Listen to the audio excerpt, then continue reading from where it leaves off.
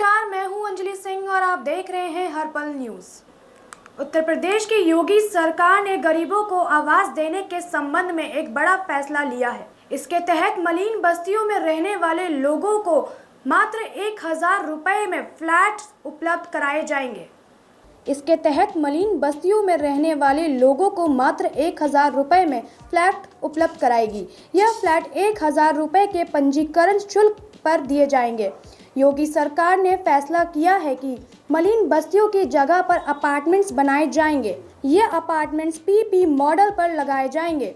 इसके लिए योगी सरकार ने गुजरात मॉडल को अपनाने का फैसला किया है। कैबिनेट ने मलिन बस्ती पुनर्वास नीति 2021 को मंजूरी दे दी है।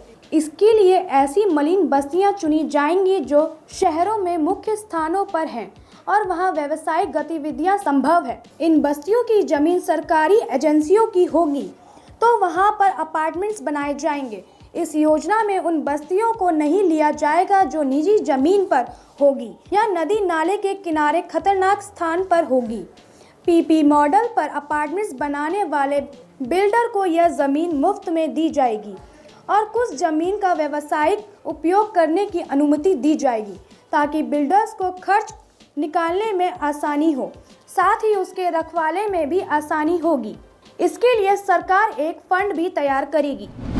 उत्तर प्रदेश विधानसभा चुनाव के लिए भाजपा की तैयारियों को अंतिम रूप देने के लिए केंद्रीय गृह मंत्री अमित शाह ने 2 दिन के दौरे पर शुक्रवार को लखनऊ पहुंच रहे हैं। वह राज्य में पार्टी की मौजूदा स्थिति और योगी सरकार के कामकाज का आकलन कर आगामी विधानसभा चुनाव के लिए भाजपा के संभावित कदमों के बारे में राज्य के प्रमुख नेताओं और मुख्यमंत्री योगी आदित्यनाथ से बात करेंगे। बता दें कि भाजपा के सामने 2017 की तरह ही भाजपा के पक्ष में एक तरफ चुनाव परिणाम लाने की चुनौती है और अमित शाह को 2017 में चुनाव में मिली जीत का बड़ा श्रेय जाता है। ऐसा कहा जाता है कि उनकी रणनीति की वजह से ही उत्तर प्रदेश में भाजपा ने बड़ी जीत हासिल की है। उस समय वह भाजपा अध्यक्ष के तौर पर पूरे चुनाव की कमान संभाल रहे हैं। इसी बात को ध्यान में रखते हुए अमित शाह ने फिर से उत्तर प्रदेश के चुनाव की कमान अपने हाथ में ले ली है। इस बार वह गृह मंत्री के तौर पर मोर्चा संभाल रहे हैं। ऐसे संकेत मिल रहे हैं कि विधानसभा चुनाव में इस बार भाजपा 100 से अधिक विधायकों का टिकट काट सकती है। कई विधायकों का कामकाज पार्टी को कमजोर लग रहा है। इस संबंध में हाल में कराए गए सर्वे में भी यह बात निकल कर आई है कि कई विधायक दोबारा चुनाव जीतने की स्थिति में नहीं हैं। भारतीय रिजर्व बैंक के गवर्नर शक्तिकांत दास का कार्यकाल 3 साल के लिए बढ़ाया गया है।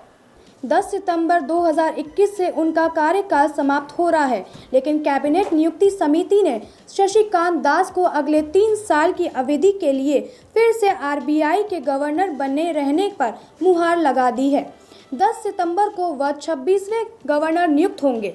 शक्तिकांत दास ने 10 दिसंबर 2018 को रिजर्व बैंक का गवर्नर का पदभार संभाला था। वह आरबीआई के 25वें गवर्नर बने।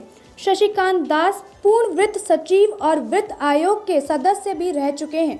2018 में वह उर्जित पटेल की जगह ले ली थी। उर्जित पटेल सितंबर 2016 में आरबीआई के 24वें गवर्नर नियुक्त हुए थे, लेकिन अपने कार्यकाल पूरे होने से पहले ही निजी कारणों का हवाला देते हुए अचानक आरबीआई गवर्नर पद से इस्तीफा दे दिया था।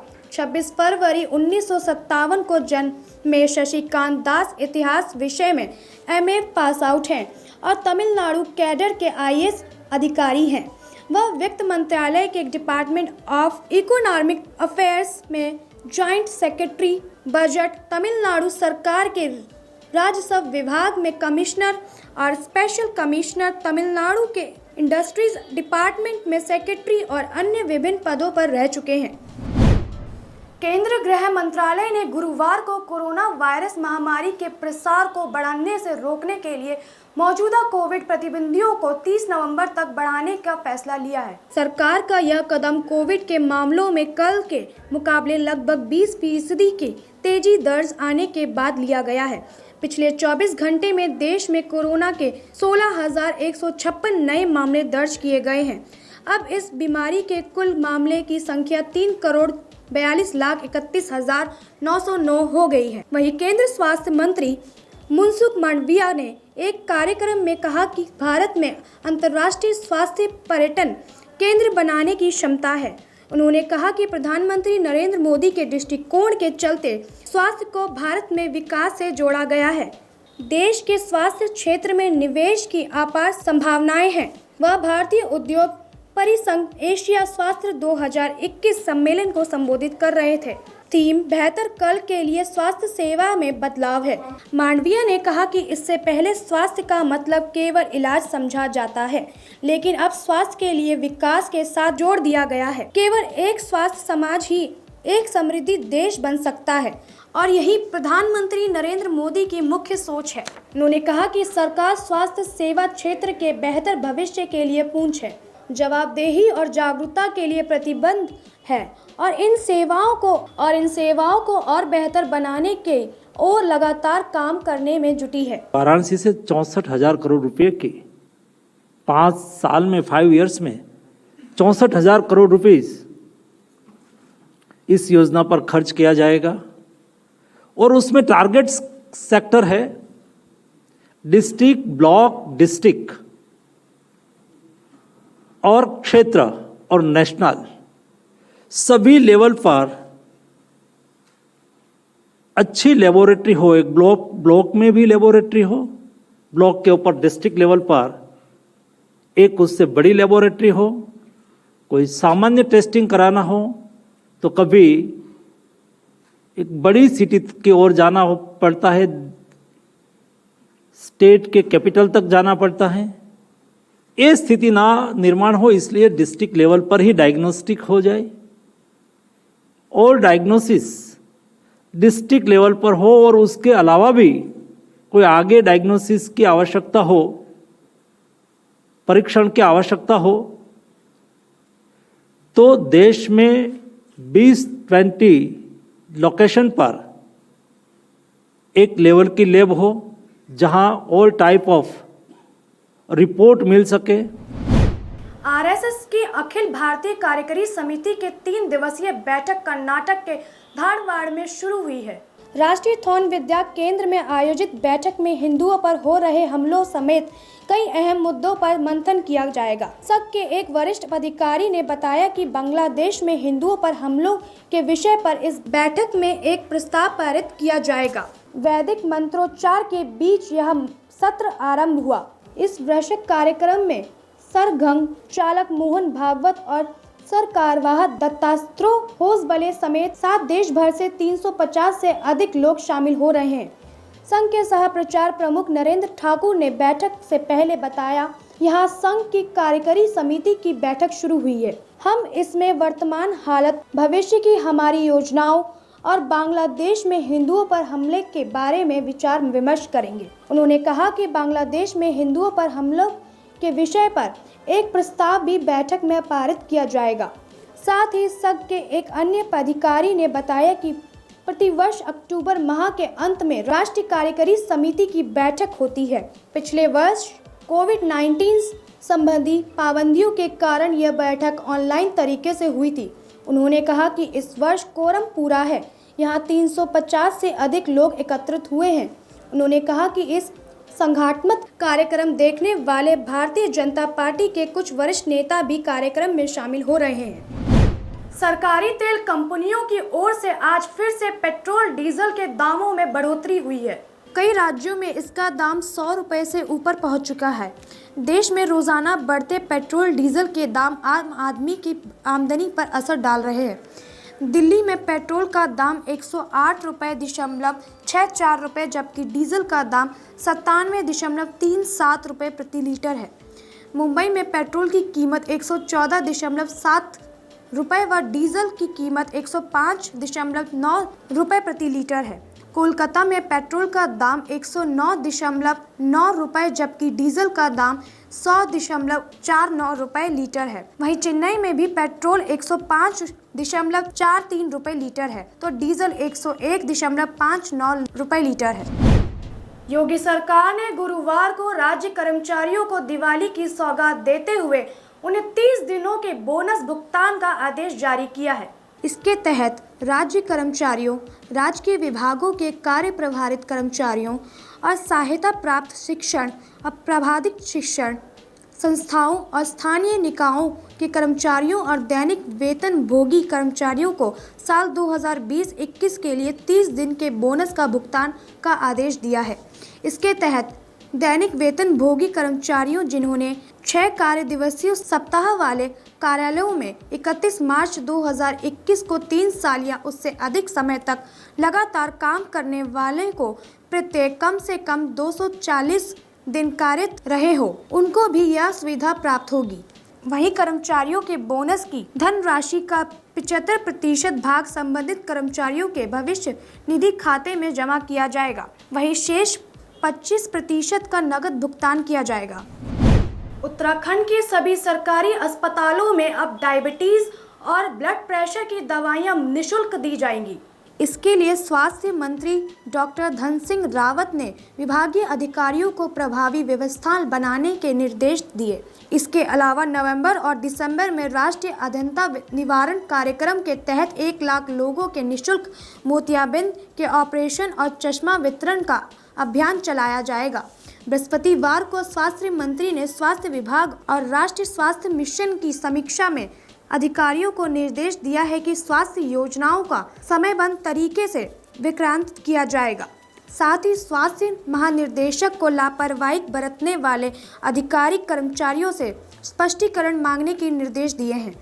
विभागीय मंत्री ने अस्पतालों में खाली पड़े एक्सरे और लैब टेक्नीशियनों के 240 पदों के 1 माह के भीतर आउटसोर्स से भरने और NHM के तहत चिकित्सा अधिकारी, नर्स, फार्मेसिंग, काउंसलर, टेक्नीशियन और ANM के पदों को 10 नवंबर तक भरने के निर्देश दिए हैं। उन्होंने कोविड-19 संक्रमण की तीसरी लहर के मद्देनजर वैक्सीन की शत प्रतिशत डोज लगाने के लिए आशा वर्करों के माध्यम से जागरूकता अभियान चलाने का कहा है। वहीं बैठक में NHM मिशन निर्देशक सोनिया ने बताया कि वर्ष 2021 से 22 के विभिन्न मुद्दों में 872 करोड़ की राशि के सापेक्ष 530 करोड़ की धनराशि प्राप्त हुई थी, जिसमें से 163 करोड़ की धनराशि का उपयोग कर लिया गया है। टोक्यो ओलंपिक में शानदार प्रदर्शन करने वाली हॉकी स्टार वंदना कटारिया को हॉकी इंडिया की संस्तुति पर अर्जुन अवार्ड से नवाजा जाएगा। खेल मंत्रालय में उनका चयन अवार्ड के लिए किया गया।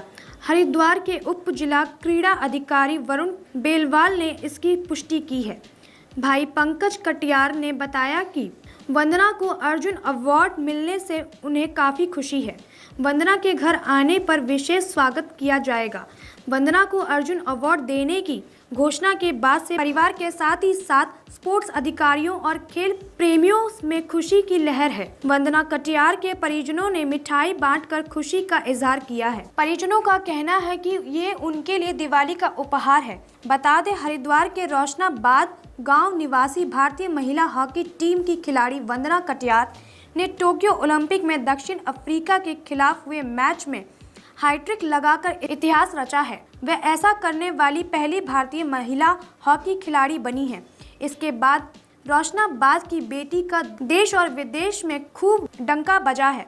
धर्मनगरी लौटने पर लोगों ने बेटी को सर आंखों पर बिठा दिया है। प्रदेश सरकार ने उन्हें बेटी बचाओ बेटी पढ़ाओ का ब्रांड एम्बेसडर घोषित कर दिया है। इसके अलावा उन्हें 25 लाख का नगद पुरस्कार दिया था। सुप्रीम कोर्ट ने गुरुवार को पटाखों पर प्रतिबंध को लेकर बनी धारणाओं को दूर करते हुए कहा कि यह किसी विशेष समूह या समुदाय के खिलाफ नहीं है। शीर्ष अदालत ने कहा कि वह उत्सव की आड़ में आप नागरिकों की जीवन के साथ नहीं खेल सकते। हम किसी खास समुदाय के खिलाफ नहीं हैं। पीठ ने कहा कि हम कड़ा संदेश देना चाहते हैं कि यह नागरिकों की मौलिक अधिकारों की रक्षा के लिए है। साथ ही शीर्ष अदालत ने कहा कि पटाखों पर पहले प्रतिबंध का आदेश विस्तृत कारण बताते हुए पारित किया गया था। सभी पटाखों पर प्रतिबंध नहीं था। यह व्यापक जनहित में था। एक खास छाप बन रही है। यह अनुमान नहीं लगाया जाना चाहिए कि इससे विशेष उद्देश्य के लिए प्रतिबंधित किया गया था। पिछली बार हमने कहा था कि हम भोग के रास्ते नहीं आ रहे हैं, लेकिन हम लोगों के मौलिक अधिकारों के आड़े नहीं आ सकते। बता दें, इससे पहले शीर्ष अदालत ने 6 निम्रताओं को यह कारण बताते हुए एक आदेश दिया था कि उनके आदेशों की अवमानना के लिए उन्हें दंडित क्यों नहीं किया जाना चाहिए। सुप्रीम कोर्ट ने कहा था कि वह पटाखों पर प्रतिबंध लगाने पर विचार करते हुए रोजगार की आड़ में अन्य नागरिकों के जीवन के अधिकार का उल्लंघन नहीं कर सकता और इसका मुख्य फोकस निर्देशक नागरिकों के जीवन पर आधारित है। दिल्ली एनसीआर में पराली समेत अन्य तत्व लगातार हवा की गुणवत्ता को बिगाड़ रहे हैं। बीते 24 घंटे में दिल्ली की हवा में 36 अंकों की बढ़ोतरी के साथ औसत वायु गुणवत्ता सूचकांक 268 दर्ज की गई है। बीते 24 घंटे में दिल्ली का हवा में 36 अंकों की बढ़ोतरी के साथ औसत वायु गुणवत्ता सूचकांक 268 दर्ज किया गया है। इसके एक दिन पहले यह 232 दर्ज किया गया था। वहीं एनसीआर में गुरुग्राम को छोड़कर सभी शहरों की हवा भी खराब श्रेणी के उच्चतम स्तर में दर्ज की गई है। अगले 24 घंटे में हवा की स्तर बिगड़कर बहुत खराब श्रेणी में दर्ज किया गया था। पृथ्वी विज्ञान मंत्रालय की वायु मानक संस्था सफर इंडिया के मुताबिक बीते एक दिन में पड़ोसी राज्यों में 502 पराली जलाने की घटनाएं दर्ज की गई हैं।